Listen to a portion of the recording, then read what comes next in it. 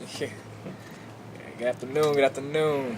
And we're back once again for the sequel, part two of the discussion that we had a few weeks back.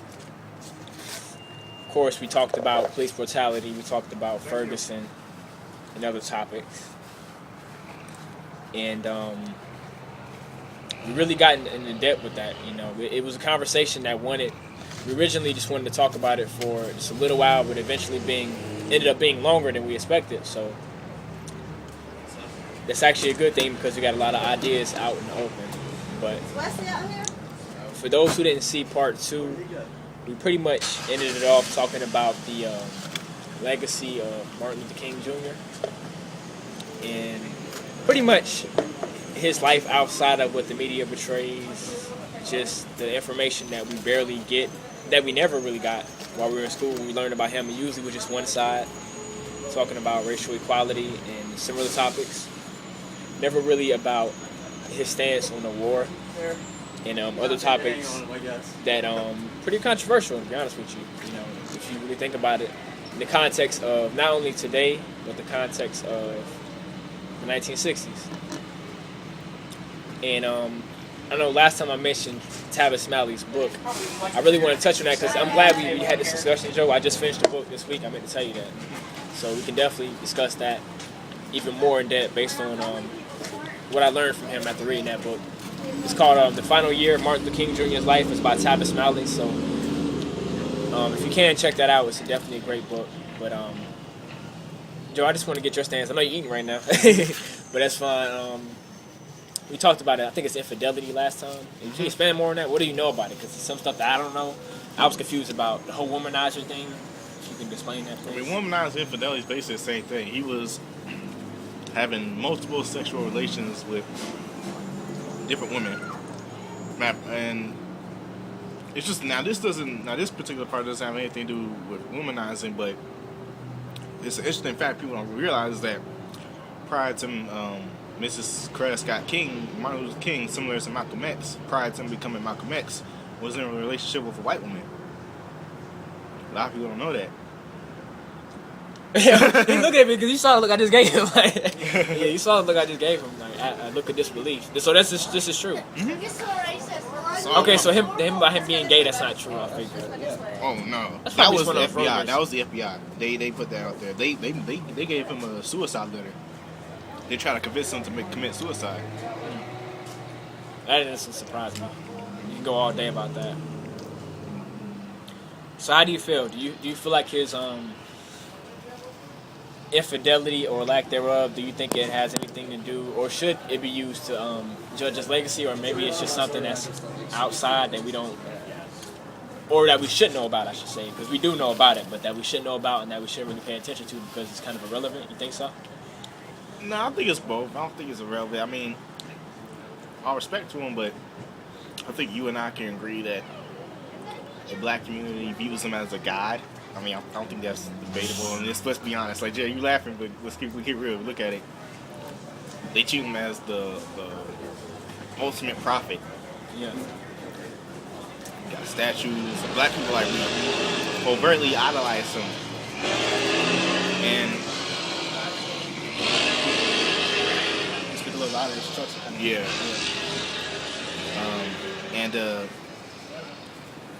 Fight a man. Nah, I can't say it here. A different section of America feels comfortable around him because they don't feel he's threatening to their way of life. Right. We'll just use code word media from now on. Mm-hmm. But we'll use it to talk about white America. Yeah. Okay. So those one videos you heard me you said it. Okay. Yeah, I mean, I'm glad you mentioned the whole idolization, the whole, let's be honest, worship of Martin Luther King Jr. My question to you now is that because of his death? Mm-hmm.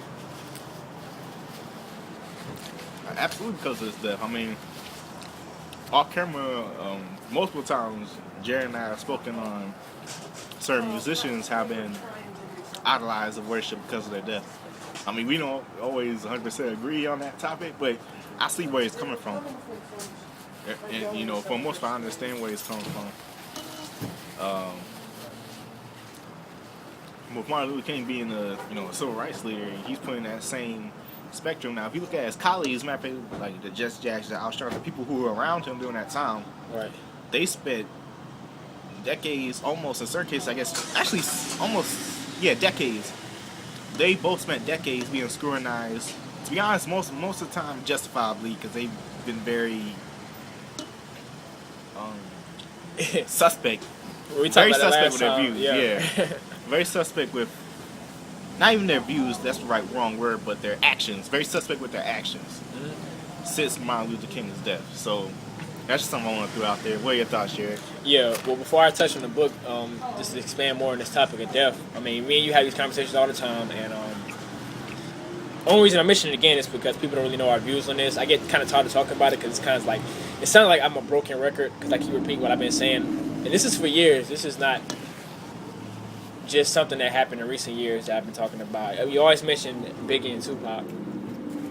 I mean, more specifically Tupac, but let's be honest, I mean, both of them could be lumped in the same category as far as the level of worship that they receive within the hip-hop community.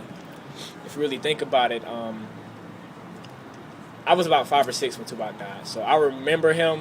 He's kind of like Michael Jordan. I remember him, but not to that extent. Somebody that was, a little bit older than me, maybe about 4 or 5 years older than me, remember somebody even older than that, because I'm honest with you, a lot of them were only kids when he died too. So my whole point in saying that is because I can honestly say that from what I remember, he was popular. But I mean, it wasn't until after his death until he became really popular. Even when he first died and all those conspiracies started coming out about him being alive, like I actually remember that. Like, I didn't ever tell you this story, but when my sister was first going into college, I don't know how I remember this because this was a long time ago. My sister's 35, 36, but based on that time period, she had her college orientation. I know you know what that is, right? Where they come and just introduce themselves, find out what course they're going to take, such and such. But me and my brother, we thought we saw Tupac there. We saw somebody look just like Tupac. He might have had the bandana too. Like, we saw him there. So it just goes to show you, like, everything, like, after he died was so... It's kind of like a godlike status. It's kind of like with Elvis. People thought he was alive, and he was sort of immortalized. He even said it himself, which is kind of crazy. Like, a lot of stuff he said it prophesized into something bigger. He even said in one of his last songs that I wish I lived my life a legend, immortalized in pictures, and look what happened to him. He was actually, like, immortalized. People thought that he couldn't have been dead. They thought that he was alive. They thought that he could actually, not only survive the shooting, but for some reason go to another country and hide out, which is ridiculous now, but when you were kids, you thought that he was alive. Which, it's understandable. I mean, there were a lot of mysterious things going on and a lot of mysterious events surrounding his death, but that's another topic itself. But the whole reason me mentioning him is because a lot of times when you do die in the black community, if you're in a certain position, especially in celebrity-like status, you're elevated to another level, and it seems like you're almost, what's that word I'm looking for? Above criticism, if I can put it that way. It's if nobody can say anything bad about you. If you don't think Biggie and Tupac are the best rappers, people will jump on you, they'll criticize you. Sometimes they'll name call you, depending on who you're talking to, but same thing with Martin Luther King. He, in a way, is idolized, and a lot of times if you critique him in a way that's not 100% positive, people will be upset with you. Or if you don't think he's the greatest civil rights figure of all time, then they will kind of like look at you sideways, which is typical, but it's the whole concept of death. So, just wanted to touch on that. But going back to this book thing, because I just finished it, the Tavis Smiley's book. I thought it was really, really interesting, man, because what he touched on is Martin Luther King Jr.'s enemies, as opposed to his friends. And what I mean by that is, and not just enemies, but I want to say people in general that were just against him. Not necessarily all of them hated him, but at the same time, there were a lot of people that were against him, including his enemies and his acquaintances. And even some people like Thurgood Marshall. I mean, he was a great man. I mean, people respect and admire him. But a lot of times he went against Martin Luther King Jr. and so did Stanley Levison. And so do other people. I can go naming people all day, but I want you to actually check out the book so you can see in particular who I'm going to be talking about. But just those figures, period. And at the same time, he had supporters that you wouldn't even expect. He had celebrities like Aretha Franklin and Eartha Kitt. Eartha Kitt even gave a speech about the war, and how she was against the war, and how she didn't feel like a lot of young males, especially young black males, deserve to be sent out to the war just to die, and to not really have a chance to have a better future, to have their lives cut short because of the war. Not to say she was 100% against it, but looking at it from that point, she understood that it could be detrimental. But when she gave that speech, what I didn't tell you is that she gave it during the time where I think she was in the White House.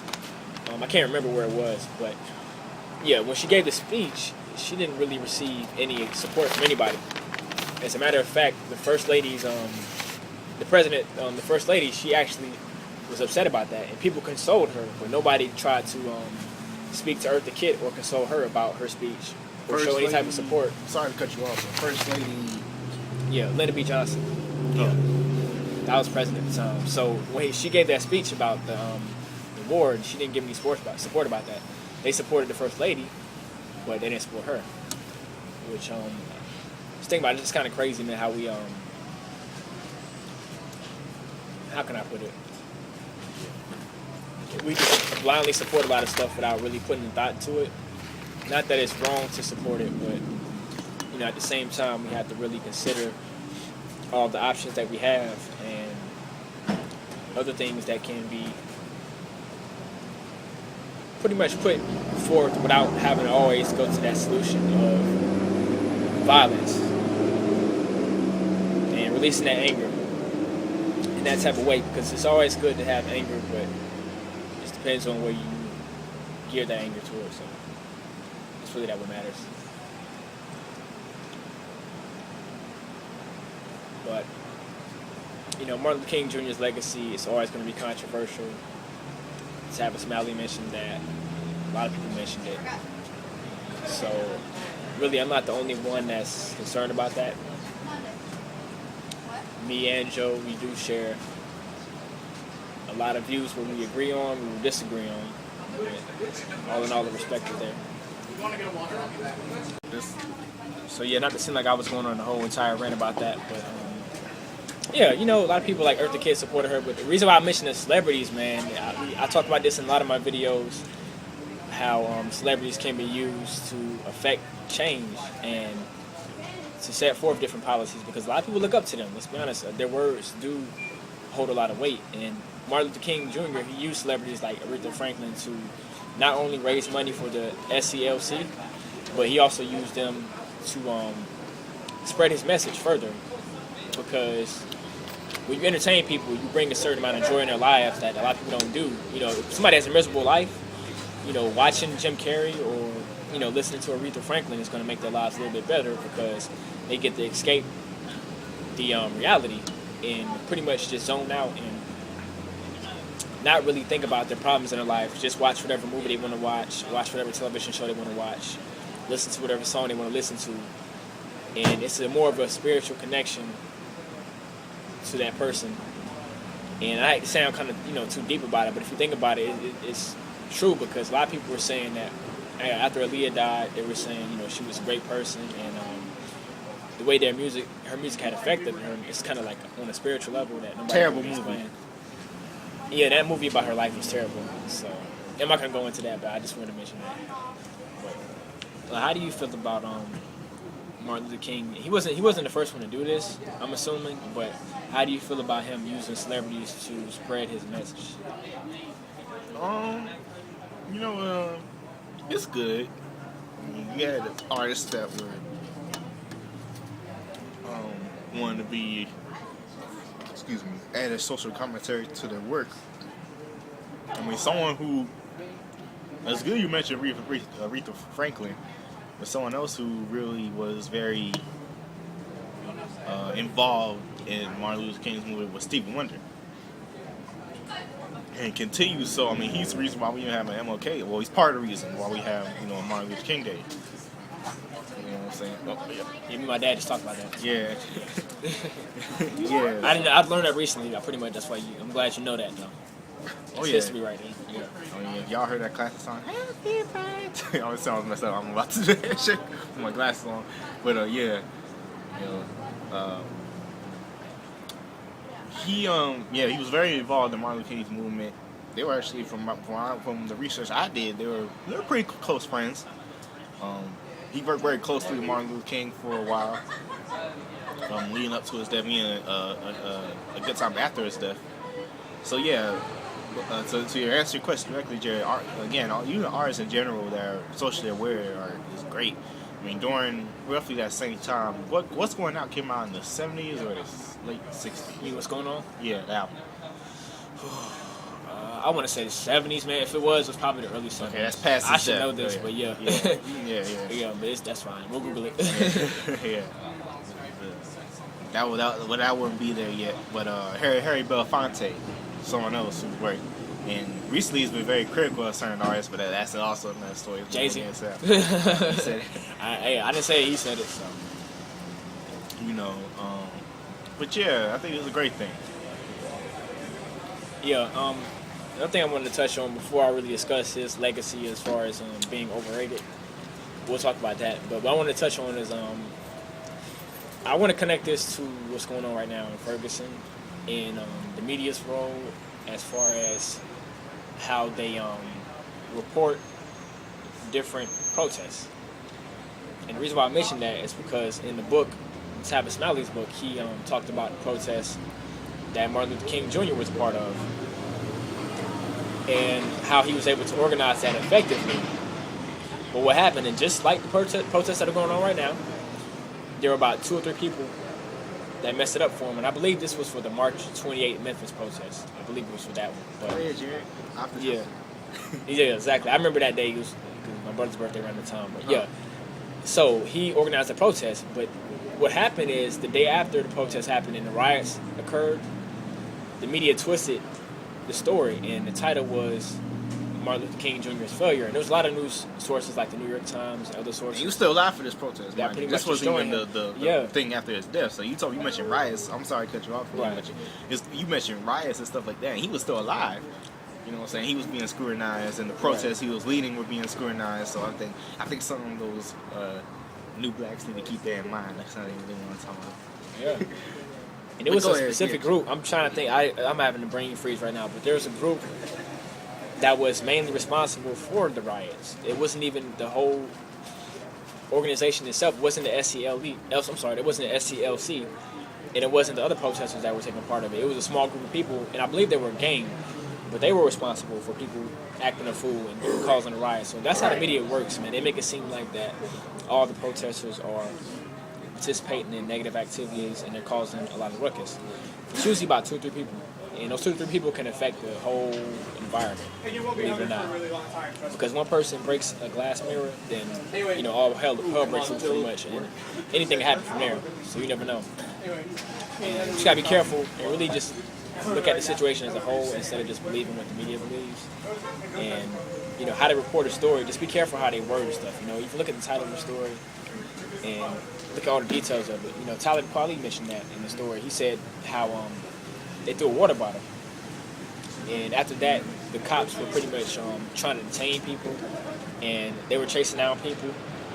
But what the article says, the article didn't say that it was chasing down women, men, and children. He said that we were chasing people down and protesters. But you have to understand, you got to be careful about how you word stuff because there were children there that were being chased down by the police, but they didn't have anything to do with the water bottle being thrown at the cop or whoever it was thrown at. They were just a part of that situation, a part of that protest. But for some reason, they were all lumped into the same category. So the media has to learn to separate those bad seeds, which you're not doing.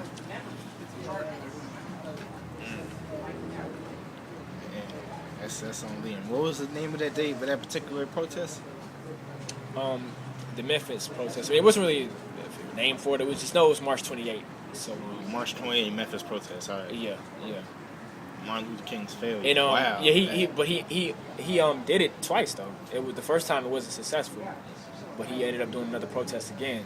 But yeah, it shows it was so much trial and error. Like he had so much stress going on, and when he wrote the book, he was speaking from his perspective, Doc's perspective. We're gonna call him Doc. That was his nickname in the book, Martin Luther King. So he's speaking as if he was actually inside of his body, like he was actually going through the emotions with him and how he was feeling at the time, how he was stressed out. People didn't even know that he was really stressed out mentally. Mm-hmm. And the only reason that he didn't want to go and take therapy to help him with his mental issues is because he understood that if the media found out about that, that can not only hurt him, but that can hurt the movement. So he cared that much about the movement that he put his mental health to the side. People don't even know that. I mean, there's a speech he did, though, however, a public speech, where he admitted, like, I gotta find a documentary we watch. It was very good. Me and my family and I watched it earlier last year. Happy New Year, by the way. I think we forgot to say. Oh yeah. It's all y'all watching right now. The documentary opened with a rare speech he had where he was like, he admitted he was tired of marching and going through all the trials, tribulations to, get equal rights for blacks. To the point where he was like very passionate, almost with tears in his eyes. He's like, I must admit I'm tired. I gotta tell you, I'll text you the name of that documentary later. It's very good. If you got a Netflix account, definitely try to get it. Or matter of fact, I might even order it again, let you watch it. Very good, very informative documentary. And so after really discussing the riot situation, I really want to discuss his legacy because that's really what this video is about, his legacy. His mental health. Let's go back to that real quick. Want to talk about that really quick before we get into legacy? Okay. You made some good points with that. But that makes sense. That's a lot of integrity. People can say what they want about him, but to do that in order to, you put your health to the side, which is not really a smart thing to do, but he did it for the movement. People don't understand that because at the time the media could have just slandered him. They could have put anything. They could have put Martin Luther King Jr. is in a straitjacket. And people will actually believe that just by looking at the title. But he put his mental health to the side to further expand the movement and make it to where, I'm going to do anything to get this message out, and I'm not going to do anything to harm us because this is not all about me. And I think the generation now is kind of like, I hate to use this word, but it's a selfish mentality. Even a lot of these celebrities, like the guy Young Thug, he said it himself that he's not going to speak on these social issues, and it's all about being iced out and bling bling. That's really what it's about now. It's not about the same values, and it's not everybody, because like we mentioned in the last video, there are rappers that are speaking out, and celebrities like Jesse Williams and Killer Mike, Tyler Quali, Kendrick Lamar, J. Cole, a lot of people. But why does it have to be those same people? It could be more than that, and not just going out there and giving a speech because it was a speech with no direction. What's the point of even doing it? It's like somebody forced you. It's like your CEO or your A&R or whoever just pretty much told you to go out there and give a speech, and if you don't do that, then this is going to harm your career, or we're not going to give you a certain endorsement. So go out there and give this speech and make everybody happy, and then after that, you can do what you've been doing before. Yeah, that's a good point. We shouldn't be asking the artists that don't feel passionate in themselves to speak. Dope Shoe is a terrible song by Worry About a Game. I mean, thanks for saying something when you didn't say much. You're giving shout out to certain Diddy was. Giving shout outs to certain brands in the song, and it's like, we're supposed to take this seriously. Come on, man. What happened? You heard that song that Gang came out with, Don't Shoot? Featuring a bunch of people, the Wale, the Diddy, Rick Ross. I saw them marching, him and Tiger, and you saw the picture on Facebook. They were marching? Yeah. Or you talking about that song where they had their hands up?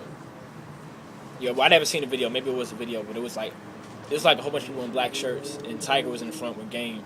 And they were like kind of marching out there. Yeah, I'm surprised you didn't see that. It was all over Twitter, it was all over Facebook too. But like I said before, like no direction, it doesn't really matter. You just out there marching. At least David Banner has a plan, But I wish more people would listen to him. He's not really in that position. He never really was in that position to be listened to by that many people because he's a popular artist, but he's not on the same level as a Jay-Z. So, a lot of his ideas aren't really broadcasted because he doesn't have enough exposure to that. He's really a successful artist, but even when he first came out, he was never that popular to reach that many people. So, that's very unfortunate. But I am glad that he's doing stuff and that he's making the effort and that he's going to different places to speak. He even spoke about he went to a correctional facility. He spoke recently about different topics and, pretty much explained it to them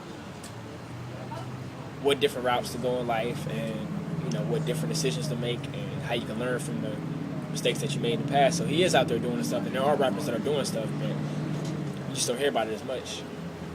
And it's only coming from certain people, so we need to make sure that it's more of an effort by us as a whole instead of just 2 or 3 people. Great points. I'm trying to think what else we can touch on. Well, before though, because I really want to talk about him, the overrated thing. All right, go ahead. I gotta mention this because I should open this up with a question. Honestly, I mean, if you really are gonna comment on this, I mean, please give me an answer. But I want to know from Joe first, since we are talking right here. Do you think he's overrated? And the reason why I'm asking you that is because, put it this way, I'll take it back to you because I know you went to school like me, public school for 12 years, so you probably can relate to this. Okay, well, who are the main people that we talked about as far as the civil rights movement? Martin Luther King. Rosa Parks. Yeah, Gary said. Maybe George Washington Carver a few times. Well, no, we did a few times. He wasn't civil rights. He just made peanuts. But they talked about him, but they threw him in the conversation somehow. Made a stoplight. Frederick Douglass, we did sometimes. I remember. Don't tell me how I remember this, but I remember preschool we talked about Frederick Douglass. But there's a few other people, but it was Martin Luther King. Harriet Tubman. Yeah, Harriet Tubman. But who was really put on the forefront? Like Martin Luther King. Martin Luther King. Think about it. Do you remember that cartoon, Our Friend Martin? Yep. Exactly. So how often did you watch that at school? Every year on his day, right? I just watched it once. Okay. Well, I went to daycare. We watched it all the time, pretty much. You had you thinking that there was no Malcolm X. I didn't learn much about him until I got over here. My dad had a book about Malcolm X, and that's all I really knew about him. Just from what my parents told me, and that was really it. Because we didn't talk about the Black Panthers in school. I mean, obviously we didn't. Until high school, and that was for like 2 days. So. 2 days? Yeah, but they fit it in a segment. It might have been 1 day, 1 or 2 days, but it wasn't much time to talk about them. So most of what I learned is from actually the media, and different documentaries about the Black Panthers. But I didn't learn much about that in school. You never learned about James Baldwin.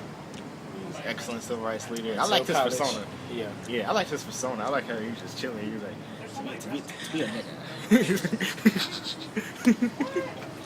He was a little impressed with me, though. Yeah, he was, man. He said he was smoking. He was like, to be a nigga. Kind of reminded me of Miles Davis a little bit. I can understand that. Laid back persona. That was cool. He's a little bit weird, though. I had a sore throat for 20 years. We need some help. 20 years, you got sore throat. I'm like, dang. But he was a cool guy, Who else? We didn't hear about the young lady before Rosa Parks. Who? Elizabeth Graham? Yeah, Elizabeth Graham, who did the same she did, but didn't get the exposure because unlike Rosa Parks, she wasn't a part of the NAACP. A lot of people don't know that, so that kind of helped boost her stature. So that's why you feel like he's overrated? I didn't mean to cut you off, but is that the reason why? What's specific? Yeah, what is making him overrated? Is it just that? Exactly, because no one... Is it that he's overrated or overexposed? Is it oversaturation of his message, or is it just that That's fact? the point. Yeah, because remember, when we talked about him in school, it wasn't about the Vietnam War. We didn't even know about that till later, so everything was just a black-white thing. So I guess it's overexposure. I think that's the better word for it. I think that's the better word you're looking for, Jared, rather than is he over. I think the question you're really looking for in that case is not if he's overrated, is he overexposed? Mm-hmm. In that case, I say yes. Because the examples you and I just pulled out only prove that in regards to overexposure. It supports overexposure. Oh yeah. So, my friend Martin, about every year. I mean, elementary school, it's only kindergarten and 5th grade, but every year I remember watching that movie. You watched him in daycare, and in school we talked about him. He was just that guy. He was really popular. And like I said, I respect him. He had a lot of integrity. A lot of stuff he did, people wouldn't even do now. He had a lot of courage because most of the speeches he gave, he got booed. It was like he was at a concert and he did a terrible performance. It was almost to that extent. People would just boo him. Really? Call him all kind of names. Yeah. Joe was really bad all throughout his tenure. When you say all throughout his tenure, you mean even into his adulthood, from pretty much from when he officially started his early, from the church to death almost, right? Yeah. Yeah. Like, Not really with the church speeches because those weren't really controversial. Yeah. You know. Oh, you talking about Right. Yeah, but more even some of those respect. he was booed off. You know, and people were just not down with his message, man. They weren't about that. You have can you think of one certain example to give a little bit more context, By the church speech. or just an example of a speech he gave that a controversial speech he gave that ended up him getting booed? If you could think of any. That's a lot, man. Let's see where I kind of start from with this. Anywhere you can, you don't gotta be in. I don't remember which one he was talking about the Vietnam War because he talked about it more than one time. It was what was it? Because he, a lot of his speeches he related to religion. So put it this way, he related religion as far as being held accountable to the war and being held accountable for your actions and just peace and being able to spread peace instead of Killing. pretty much, yeah, not only killing people, but treating other countries the way that we wouldn't want to be treated. He got booed off a lot of those speeches. And there were a lot of articles going around saying Martin Luther King Jr. is not fit to be a leader. They said the civil rights movement is going to crumble because of him. Like, they were, pretty much dogging this man out. It was some of the stuff I read I couldn't even believe, And these weren't made-up stories. Like, before he wrote the book, he spoke with relatives and close friends with Martin that knew what was going on at the time. So none of the stuff is made up. This is all factual. Some of it may be exaggerated a little bit, but at the same time, he's speaking from Doc's perspective, which is Martin Luther King. So of course he's not him, so he can't say all of his emotions that he was going through at the time. But at the same time, you can understand where he's coming from because, of course, he was going through a lot of mental stress. That's been documented. So it's crazy, man. That's crazy. Interesting. It's sad, man. Even if your beliefs, prior to his death, he planned on marching on Washington, but then he ended up going to, who was killed? Oh my God, I'm so sad. It's pitiful that I'm forgetting where he was killed. He was giving a speech for sanitation workers. Yeah, and where was that? But that's the thing. The book kind of ended abruptly. They didn't really go to the part where he was actually shot. All he just said is that shortly after Martin Luther King died. But I believe that was Memphis because I know it was for the sanitation workers. Jesse Jackson was there. All it said in the book is that he called down for him from the balcony, and then he got shot. So the ending was kind of sorry. I hate to say it, but the ending was kind of bad. It didn't really give you any emotion. It just said that he looked at Jesse Jackson and then he died, and that was the end. So yeah, I swear to God, go back and read it. It's the very last page. That's what it says. So. He died. But I know he's speaking for sanitation workers. I do know that. That's something they talked about a lot in the book too. How he cared about their rights, and he went from trying to do a march on Washington. He scrapped that just to go to Memphis. Right. It's crazy. Right. He was planning it too. He was trying to get everyone, men, women, and children, to all march down to Washington, grab their tents, food, everything, just march down there to Washington. Mm-hmm. But then when he saw the sanitation workers, he's like, I gotta come here now. Oh, it's coming back to me, Joe. I was kind of having a brain freeze before. You mentioned, your question was, different speeches where he was criticized. Just give you an example. Not only the war but poverty, he wanted to have a rally for poverty. And that was a speech that he gave where he talked about, how America is really, pretty much looks down on people in that kind of position and hasn't really done enough to help them out. People were actually booing him for giving that speech. Not only that, they said that Martin Luther King Jr.'s poverty campaign is too much of an issue that's not going to be. It's how can I put it this way? Pretty much they were saying it was too big for the civil rights movement, that he wouldn't have enough clout to actually get that done, and that it was a waste of time.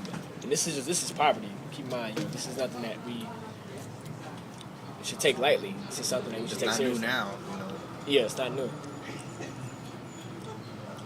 That's crazy. Yeah. And you won't hear this from CNN. No.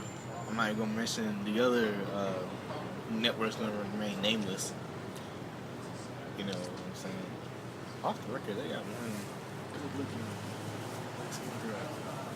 Fox News. It's gonna be up there. She like left wing as a mug onto the Stacey Dash type stuff. She young.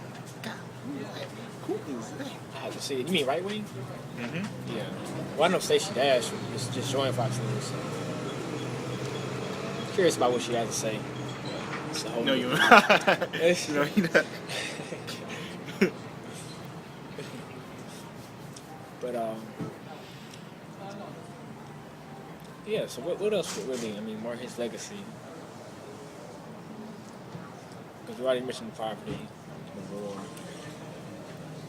Mention the gist of it. But you know, we need more leaders, man. And I'm just gonna put it that way. We got leaders, man. This Ferguson movement is multiple leaders. I mean, the whole hashtag Black Lives Matter thing was started by black women who identify publicly as lesbian, which is all good. I didn't mean like that. I didn't mean Okay, I was gonna say, got kids watching. you know what I'm saying? You said Just homosexual rights in general. It just shows you how much time has changed, right? Exactly. Yeah. Exactly. And that's another thing. Just going back to I'm glad I thought about that. I just thought about something. Speaking of homosexuals, and I think we may have touched on this also in the last video, but I can't remember. And seeing that we're doing this now, I might as well just bring it back to you, Jared. I told you this before, but for the people watching, I mentioned James Baldwin earlier. He well, a little bit later in his life, he came out as homosexual, as gay. He came out as gay. When this came out publicly, prior to that, he had been working pretty closely with Martin Luther King. They weren't really necessarily ever good friends per se, but they were good colleagues, good colleagues. But unfortunately, when his homosexuality came to the public, Martin Luther King distanced himself from him because of his own religious beliefs, which understandably caused a strain in his relationship. And James Baldwin started to have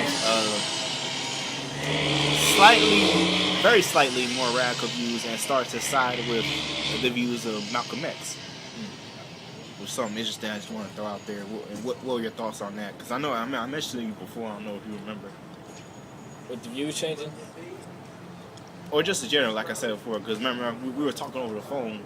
I remember that, and I told you about him distancing himself from James Baldwin when he found out he was gay. I mean, it doesn't surprise me. You know, same thing happens now. I will say though, it's becoming more, not only more popular, but more accepted in general to be gay. Because I don't want to confuse the two. More popular is, you know, I'm speaking in terms of a trend when I say more popular, that, you know, more people would want to do it. When I say more accepted, what I mean by that is that if you come out and say that you're gay, nobody's going to attack you as much as they used to. Even though, in a way, it's still considered a taboo, though. Because if you think about it, everything that's associated with something bad is gay. Like, it could be something, it could be just a bad movie. Oh, that's gay, you know? Oh, remember that. Well, that's died out, you think about it. I haven't heard, it's been years. It's honestly been years since I was in middle school since I heard someone use that kind of phrase. But since you're in middle school, though, think about it, we're not even old. Like, that's not a long time ago for us. You know, middle school, even for me, let's be honest with you, I graduated 2005. That's only, 10 years ago now? So that wasn't that long ago, you know? That's technically a decade, almost. But a decade's not that long, man. 10 years, considering we only been on this earth, I've been on this earth for 23 years. It's not a long time, man. We haven't lived enough generations, you know, for stuff.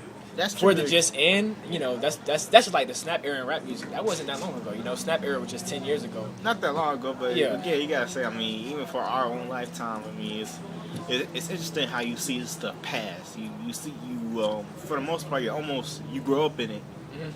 And I'm not just talking about, you know, a toy or a movie, but not even necessarily going to share saying about music. Even though that correlates to style and trend, right. Definitely it plays. Anything you don't like, it could be a burger place, you know, or a restaurant. I don't like that. It's not gay, you know. But they're not. They don't say it as much anymore. I know what you're saying, though. Yeah, I mean, like I said, but to your point, even though it may not be that long ago, it's really been. For me, it feels like a long time. For my lifetime, it's been a very long time since I heard anybody say, you know, that phrase, use that phrase. I mean, matter of fact, even when I got to high school, people were. So by the time I got to my, I want to say my junior, at least my junior year of high school, I didn't hear anyone older than seniors, sophomores, juniors, none of them saying it. So it just showed me how, and you could look at it as a good thing, as wild as, still unfortunately disrespectful as they could be. That's right. That's one phrase in particularly that I didn't hear anymore. I was like, oh, right. I'm surprised a little bit. So I just want to throw that out there. But go ahead to your point you mentioned about acceptance and stuff. Right. Well, I was just gonna say, even not just for movies and music, but even with anything in general. Like, if you have an opinion about something, I know you're not a fan of this guy, but I'm gonna use him as an example because I'm sure a lot of people that are watching this know who this is. Don Lemon. A lot of points that he made about the black community and just topics in general. If you go back and look at the YouTube comments, just look at what they say about him. He can't say this because he's gay, but it has nothing to do with the topic at hand. It's just the fact that he's gay, and they're using that to pretty much discredit his opinion on the topic. It has nothing to do with being gay. Let's be honest with you. It could be a topic such as the black community, having to be more responsible, to be fathers to their children, to pull up their pants. Let's be honest. If you said that, nobody would call you gay because you're not gay. But, the fact that it's him and that he's a homosexual, they use that to discredit his opinion, which I don't think is fair. Whether you like him or not, you have to be fair and you have to judge the argument for what it is, not based on somebody's sexual orientation.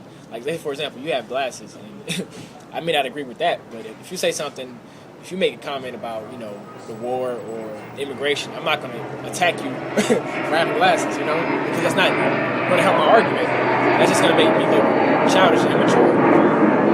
And a lot of that's still going on. I hate to say it, people will use that to discredit your opinion. They'll use your past a lot of times. Even when Charles Barkley was saying that, people were saying, oh, how could you say this, Charles Barkley? You used to do such and such. But I'm like, y'all, they're missing the point. Like, he said what he said, but you gotta understand, all stuff that he did before was just in the past.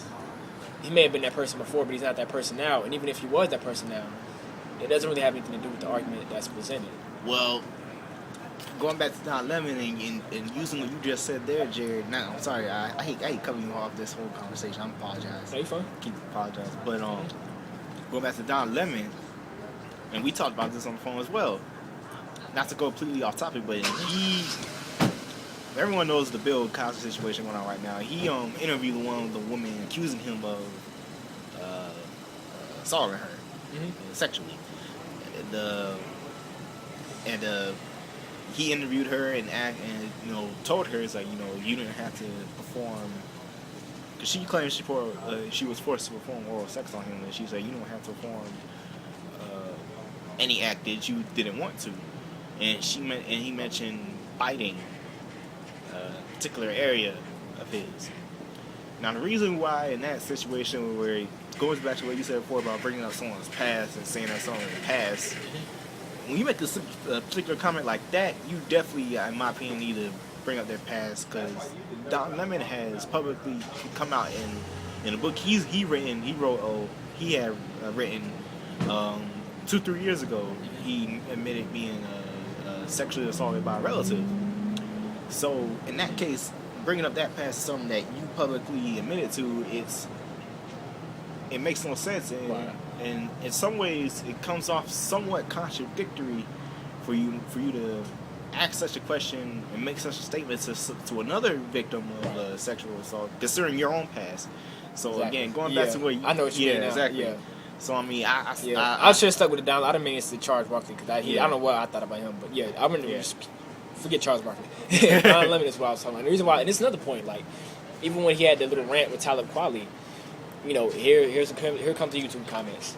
Don't defend Don Lemon because he's gay. I'm like, him being gay has something to do with that, because the topic was Talib Kweli speaking and Don Lemon cutting him off, and they were speaking about Ferguson. It had nothing to do with homosexuality.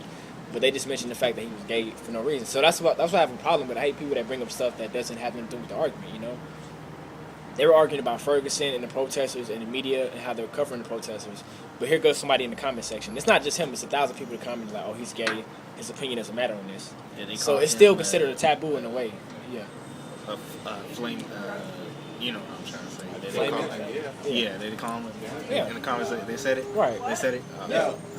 Like I said, I'm not the hugest fan of the guy. I'm just saying, be fair to his argument, But I do agree with you. I don't know why I went to Charles Barkley. Maybe because he mentioned Ferguson, I got caught up. But those two don't even make sense. But you are right, because if you were sexually assaulted in the past, you should be more sympathetic to somebody that's sexually.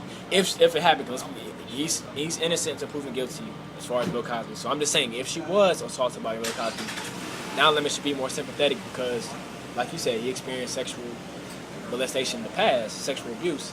So he should understand that, instead of using that situation to really, to me, get more ratings, because you say something like that, it's going to be all over the internet in less than, 2 hours? Yeah. So, you have to be careful with that. And he has a Twitter account, so I know he I would say he's ignorant more than stupid, even though he says many stupid things. But Right. And he even to go use some argument, show that I'm not being biased for Don Lemon. Even him, when he was broadcasting, talking about the Ferguson situation, he was actually there on the ground with the protesters, and he mentioned that it smells like there's a little bit of weed. Once again, that has nothing to do with the protest. That's a good flip around. Exactly. Yeah. So to show you that I'm not defending Don Lemon, this is what he said. This is his words. So obviously, there's I'm actually in against him in this particular case. Yeah, he said marijuana or weed, however you want to say it. But he said that about the protesters, but it has nothing to do with the protest. He said it smells like there's some weed, but what does that have to do with them being upset? Are you trying to connect that and say that the reason why they're angry and rioting is because of some the weed usage? Yeah. So that argument can go both ways. But I know I kind of went off in different directions. My whole point is that this whole gay thing is just that it's still considered a taboo. It's accepted to a certain degree, but it's not to that level yet. Now, maybe it'll get there in 10 to 20 years, but we'll have to see. And if you look at it from a political aspect, there are a lot of there are a lot of states that are legalizing same-sex marriage. So 58 of the how many states was it? 60. Well, I mean, it's only 50 states. 50 states. Oh, So yeah, what is this? It's almost half the states. I know Yeah. it's almost half it's the a lot, states. man. Legalized. Rhode Island, New York, a lot of some of them that is. Certain parts of California, but it's been like that. It's weird that California is kind of having like I think it's kind of wish-washy California. Not to go off topic, but just to go off what you say. You got half of parts of California that legalize it. Wait, it's in abundance, and then you got other parts that are very conservative with it. So it's a weird situation. But back on topic with the reporting of protests. It's like yellow journalism going around. I'm surprised no one's mentioned that, because I mean it's context. The context is all there. I mean, if you're not aware of what yellow journalism is, please look it up. I mean, you can Google it and read it. And Can I tell them what it is? 'Cause I just want to tell them. Okay, go ahead. Tell them. Yeah, All it right. connects so much to the topic. Yeah, I'm glad you mentioned that because I did my own research about marijuana because this is around the time I was in college, so I was learning a lot about different things. So I decided to do my own independent research and find out why people hate marijuana so much. I learned about the history of it. So I did that. I took the time and I found out that one of the main reasons why marijuana was legalized, is illegal because of yellow journalism. A part of that was fear and racism, but that all connects in there, and I'll talk about that later on. But as far as the yellow journalism aspect, what they do is they use certain headlines on a newspaper to gain supporters. Like, say, for example, it's an interview with LeBron James, and LeBron James comments on the topic that we were just talking about, not only gay marriage, but homosexuality in general, and the lesbian community. If he came out and commented and said, well, I'm not 100% for it, but I could understand why they are upset about being mistreated. And in that aspect, I do support people that are homosexual. But after he makes that statement, what they'll do with the yellow journalism is that they'll twist his words. And then the next day, you'll put out an article in the magazine, and you'll see the headline on that magazine or newspaper. It'll say, LeBron James is gay. But if you actually read what he said, it has nothing to do with that. He just said that he's sympathetic towards the cause. But the fact that he mentioned the word gay, they'll link that in to him being gay. And they'll use that to sell more papers. And they know that. It's very deceptive. So you get people to buy these papers, and you keep selling them over and over and over again. And you keep spreading that propaganda to make people think that LeBron James is gay and that they should turn against the gay community because of what he said, and the context of what he said is usually not in the right context. It's used to pretty much benefit their cause instead of doing what they're supposed to be doing as journalists, which is spreading the truth instead of spreading propaganda. So that's how yellow journalism is used, and they use the same thing for marijuana. They convince people that it would cause you to rape people, rob people, steal. They even had movies about marijuana called Reefer Madness back in the 1930s, and they talked about marijuana and how if you use it, they're going to go out and do a whole bunch of crazy stuff like rape people and stuff that doesn't even happen after using marijuana, that you can't connect that in a way that will make any sense. So that's what really yellow journalism is. If I explained that well or not, but yeah. Thanks for laying it down for us. Yeah. Definitely helped. hope I didn't miss any details. I'm gonna make sure. No, Do your own research. Don't trust my word. I'm just saying that's pretty much what it is. Yeah. And yeah, so it's just crazy, man. But I'm glad we had this conversation, man. Yeah, we got a lot done. Part 3 coming soon. Yeah, part 3 coming soon. You already know what I'm saying. Go ahead and support the book on smashwords.com and my other channel for the music channel. I will leave a link in the Dropbox for both of those things, so you guys can definitely check that out. And once again, thank you for watching. And anything else you want to say before we end? Once again, Happy New Year. And all y'all off work, and continue to enjoy your holiday. And spend at least part of it, you know, do the knowledge. Listen to good music and do the knowledge, you know what I'm saying? Yeah, that's all I got to say. All right, take care.